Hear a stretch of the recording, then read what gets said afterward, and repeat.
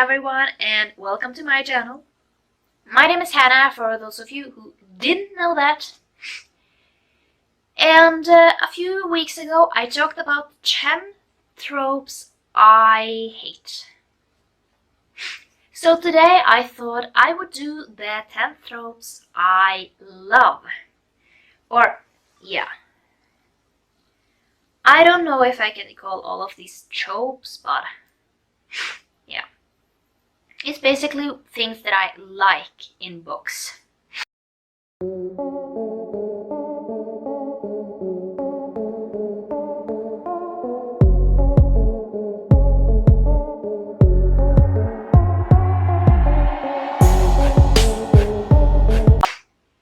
So, the first one is the enemies to lovers. I mean, I feel like everyone is saying that they love enemies to lovers. But, yeah, I really like it when people don't like each other in the start, but they eventually start to develop feelings against each other. Because the thing is, with like hate to love, or enemies to lovers, I feel like that is the same.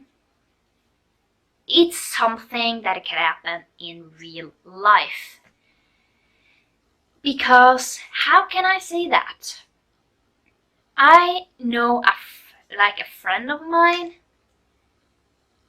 She's married to the person she in the start didn't like. In the start, when they met, she didn't like him at all. And then time went by and they became friends and now they are married. So hate to love really is something that can happen in real life. And I feel like that is so important, like in books, that it's actually something that can happen in real life. So yeah, the second one is the fake relationship. And this is something that usually don't is in real life, but I mean, some people, I think they do. But when there are like, they fake something and then they end up like starting to actually feel something for each other. And yeah, I really enjoy this trope. Like, yeah, they are faking it and then they fall in love, and yeah. Number 3 is the bad boy, but he's good inside. Like, he's not just a dick, to be honest. I feel like there are so many bad boys that are just bad boys because they are bad boys, and they are just mean because they're bad boys. I mean, if I were to fall for like someone who would be defined as a bad boy, I want him to be like good to me, at least. That is not just a dick to me as well. I want him to be good inside, that maybe that's a side that only his like friends and closest get of him. But outside he's like defined as a bad boy because he has that look and maybe that attitude. But he's actually good inside. And yeah. Number 4 is the strong female character that can do everything a boy can do. But still, she can be a little girly, so you actually know that she's a girl. And I mean, I read a book called Kiss My Boots, and the main character there is a girl. She's a mechanic. That is like a job that is kind of defined as a man's job, especially here where I live. I mean, my friend, she's a mechanic, and she was so struggling to get her apprenticeship because they only want boys because girls aren't strong enough. They can be. I really like those characters that are just as tough as boys. But still they can have this kind of girly side that makes them girls. I really enjoy that. And yeah. Number 5 is like the dysfunctional family. Not like the overboard dysfunctional family that are like totally messed up. But a family that has a few like problems and things like that, because families they aren't always happy. A family can be a little dysfunctional, like they can argue and they can, yeah. I mean, have a story about a family who is, for example, going through like a divorce or something like that, because that is so normal. And I feel like, yeah, you can have the happy family. There are like, yeah, man and a woman and 2 children, but they aren't always happy. Usually families aren't always happy, so I feel like you should actually have a few fights here and there, but overall, they are a really good family, a really functional family, but they still have their moments where they can fight. And yeah. The next one is number 6, and that is the diverse main character.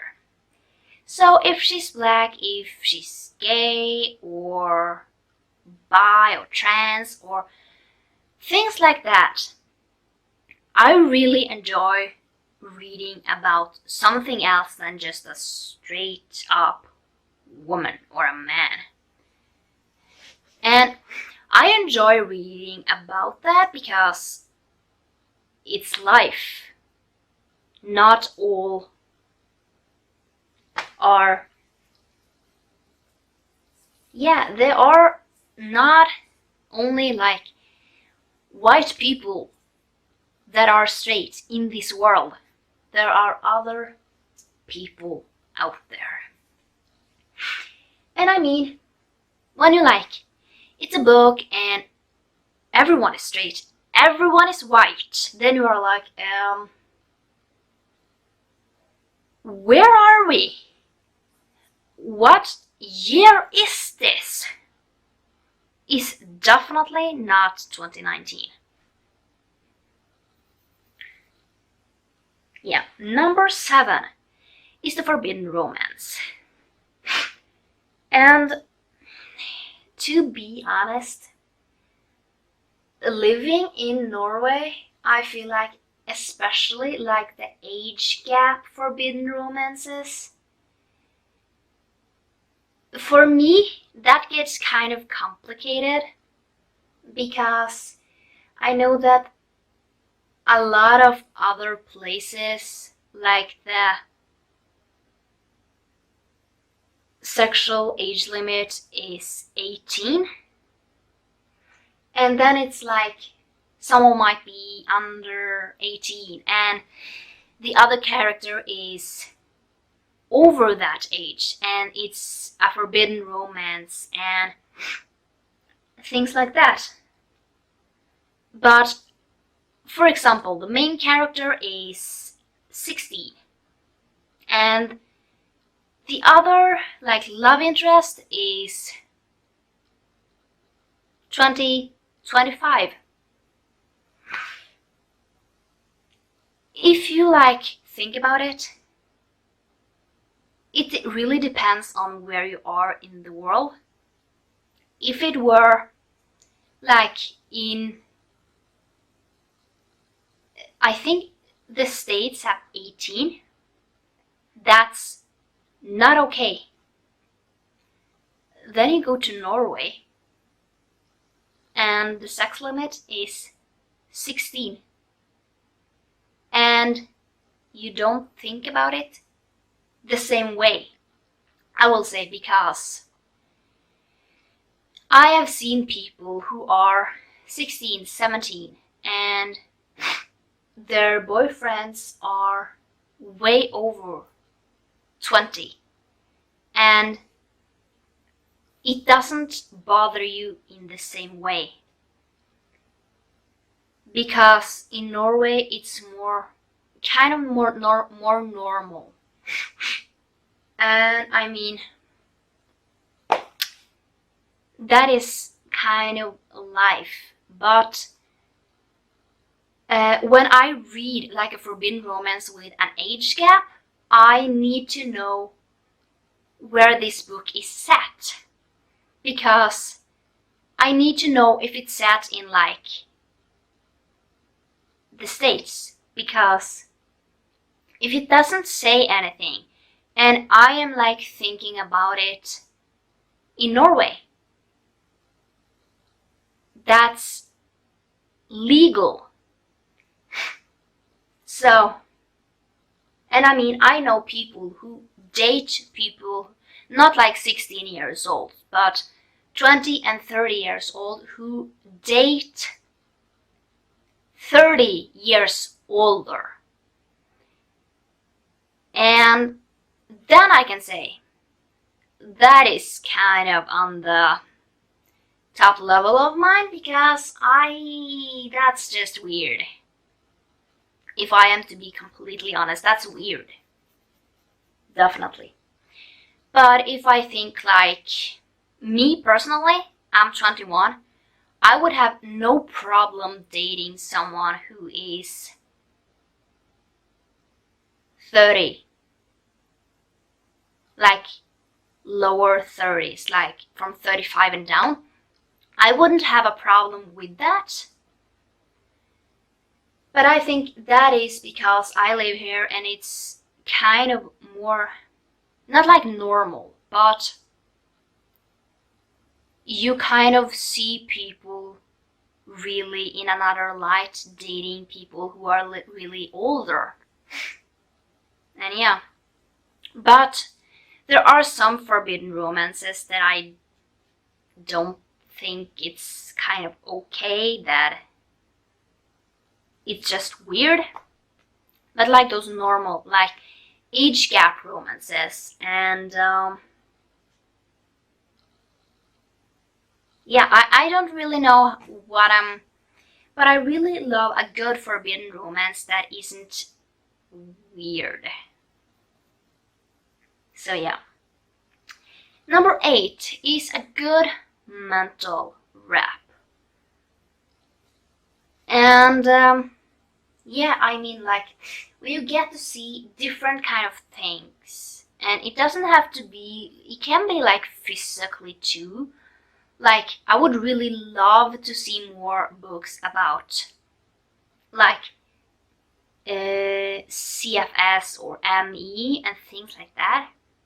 But I mean, I love reading books about schizophrenia and autism and anxiety and depression and things like that, when they have good representation. It can't be like someone who puts it in there but doesn't get it right. I want a good mental representation where you kind of see that this is actually good. This is how a person feels. Yeah. Number 9 is the independent woman. This is something you don't normally see. I feel like usually it's like a woman and she falls in love and she needs the guy, and then I'm just like, I really want her to be like, I can do this on my own. I don't need anyone. I can be fine on my own. And just be that strong, independent woman that doesn't need a man. And when she gets the man, she's still independent. She don't need to be with him 24/7, trusts him and everything like that. That she's just really independent. Like she doesn't actually need a man, but she really loves him all the same. Number 10. That is the book that makes you feel all the emotion. And I mean, that is a book that is so well written that you just think that, like, when the character's sad, you get really sad. Something really sad happens in the book and you just bawl your eyes out because you're crying so hard. I really love those books that makes you feel like happy and sad and makes you laugh. And I feel like that is something I love in books, when they make me actually like feel really good and feel like the same emotions that the character does. Like having a breakup, and I feel so really sad for both of the characters because maybe they really love each other, but they just can't be together. So yeah, I really love books that makes me feel emotional. And I'm hoping to find a lot of those books. But yeah, that was all the things I love in books. And if you like this video, give it a thumbs up and subscribe down below for more videos. And follow me on all of my social media. All the links are down in the description. And I will see you next time. Bye!